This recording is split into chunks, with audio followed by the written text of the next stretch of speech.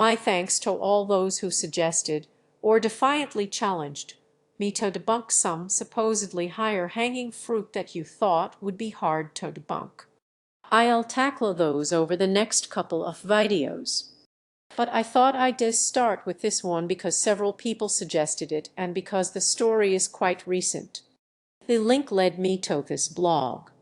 Now this is to something I'd normally cover because it hasn't taught much science content, but it is about scientists weaponizing a virus and it's been widely reported and believed so. I'm happy to accept. Debunking anything is a simple matter of finding the source in a series of steps.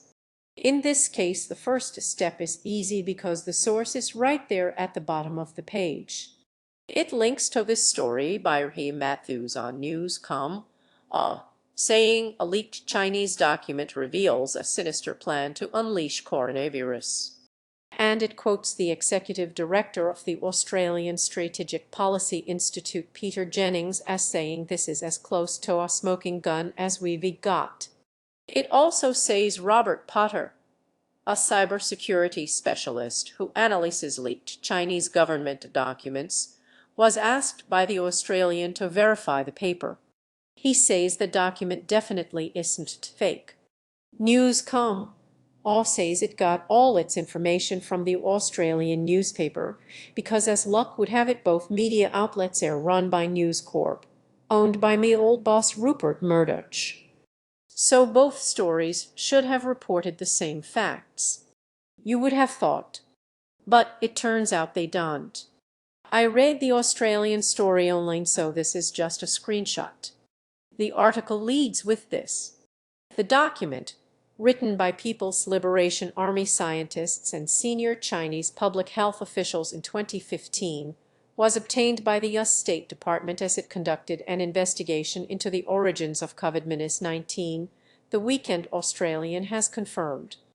That certainly sounds secret, although the Australian doesn't actually say that the document was secret. Then it changes from a document to a paper. The paper describes SARS coronaviruses as heralding a new era of genetic weapons and says they can be artificially manipulated into an emerging human disease virus, then weaponized and unleashed in a way never seen before. The revelation. But hang on, is this really a revelation? After all, it's been known for years that viruses can be engineered and weaponized. That's been the subject of discussion by military analysts and intelligence organizations for decades, not just in China. There's nothing in the Australian article to support News.com assertion of an actual plan to unleash coronaviruses. So where did the Australian get this from? The revelation features in an upcoming investigative book on the origins of COVID-19, titled What Really Happened in Wuhan, to be published by HarperCollins. And as luck would have it, the author of that book, Sherry Markson, also works for News Corp. She not only writes for the Australian, she's a commentator on News Corp Sky News, where she first revealed the contents of this leaked document. New details from a document produced by Chinese military scientists where they discuss weaponizing SARS coronaviruses 5 years before the pandemic hit. The book was written by a book. This was a book. I thought this was and not just any old Chinese document. This was supposed to be a leaked Chinese document obtained by the US State Department.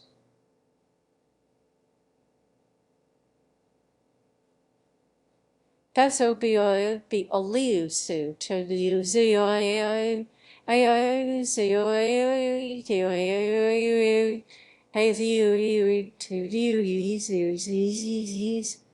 but sure enough, I put a translated title into word search, and there it was. Not only is this leaked document in fact a book, it was for sale on Amazon. You could also buy this book online, assuming you could afford it. The reason you can't do so now is that it was published 6 years ago, so hardly a revelation. Even if it's a 6-year-old book, That doesn't change the fact that it reveals China's sinister plan to unleash coronaviruses on the world. But this is the first thing that struck me as odd. Why would the Chinese government hatch a sinister plan to bioengineer a deadly virus in order to unleash it on the world, and then reveal the plan in a book and sell it on Amazon? Sorry, just leaving you with that thought for a second. Secondly, since the book would have been purchased and avidly read by intelligence agencies around the world 6 years ago when it was published, how come they didn't see this as a sinister plan to unleash a deadly virus on the world, or warn against it, or publicly condemn it? No one writing about this has actually read the book. They all relying on the information about the contents from just one source, a commentator on Ski News. But in fact, she doesn't say the book reveals a sinister plan to unleash coronaviruses at all. She only says that the scientists discussed weaponizing SARS coronaviruses. It describes SARS coronaviruses as heralding, and I quote, a new era of genetic weapons. It says they can be artificially manipulated into an emerging human disease virus, weaponized and unleashed in a way never seen before. And here are two more quotes that are interesting. Biological weapons attacks could cause catastrophic harm.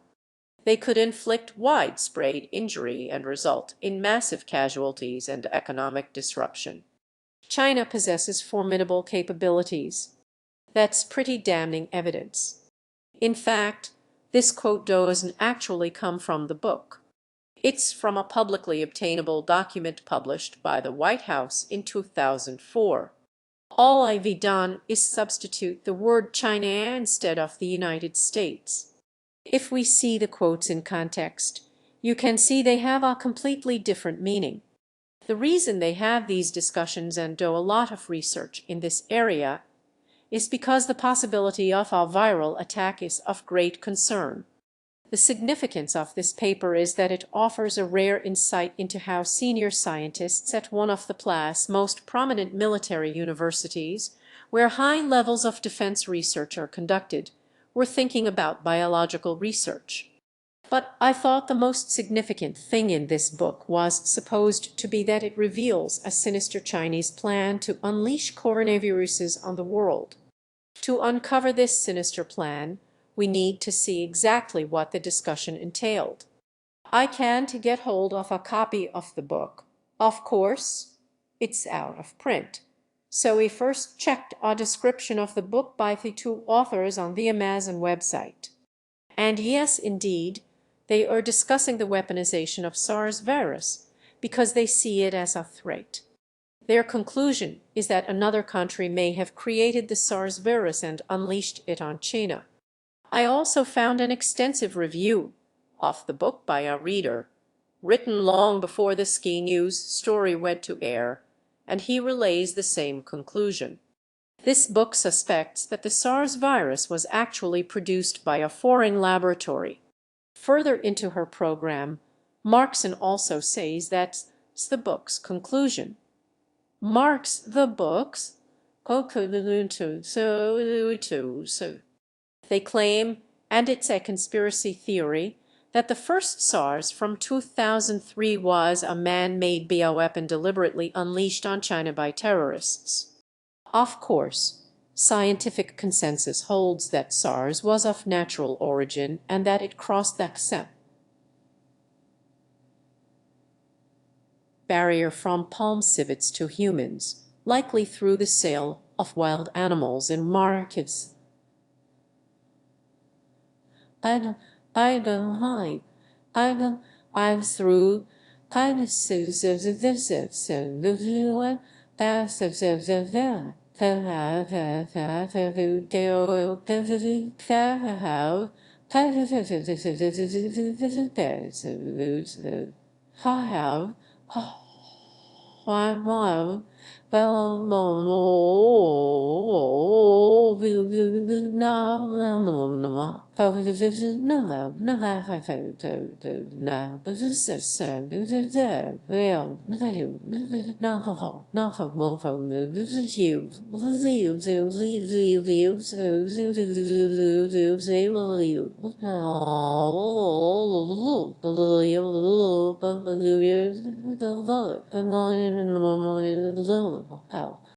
So this is a very odd conspiracy theory for a senior Chinese military scientist to be pushing about the SARS pandemic of 2003.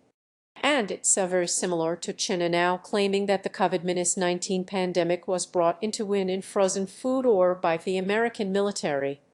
Yes, I feel your pain, Sherry.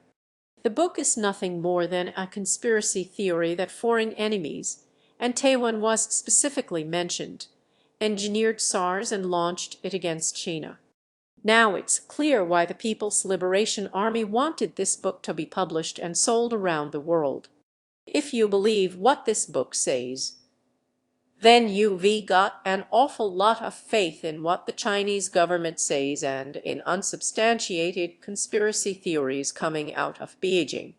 So despite the rather dramatic innuendo in Marksman's opening, she never said China had a plan to unleash coronaviruses. That part was invented later along the information trail, which now looks like this. A publicly available book that looks at the possibility that a foreign country had weaponized SARS and launched it against China becomes a book discussing weaponizing SARS, and that becomes a document obtained by the State Department discussing weaponizing SARS, and that becomes a leaked document revealing a sinister plan to unleash coronaviruses. So where in this chain of shame did the information get changed? Well, Sherry Marksman's account of the book is largely accurate and supported by the authors themselves and by a reader. But she used disembodied quotes to make it sound as though this had something to do with the current SARS-CoV-2 pandemic without offering a shred of evidence that it did. The Australian hyped that further and made it sound as though this was some kind of a secret document. But the real break comes when News.com all gets hold of the story and replaces the word book with leaked document and substitutes a discussion about the weaponization of SARS with a sinister Chinese plan to weaponize SARS, and that gets copied and passed around the world. Of course, we had broken the big breaking news about how the Chinese military had of course planned a biological warfare using the COVID-19 virus. As you can see on your screens, the article written by an Australian publication, which says that the Chinese scientists and the People's Liberation Army in fact put their heads together and came out with a document and wrote about how they were going to use the SARS virus against the world. This kind of misinformation is exactly the kind of thing you see in China all the time. News outlets that are ordered to follow a particular line and facts that are ignored or invented in order to push that line. Do we really want to see Western media descend to the same level of manipulation and propaganda? Too late, but I think we can do better.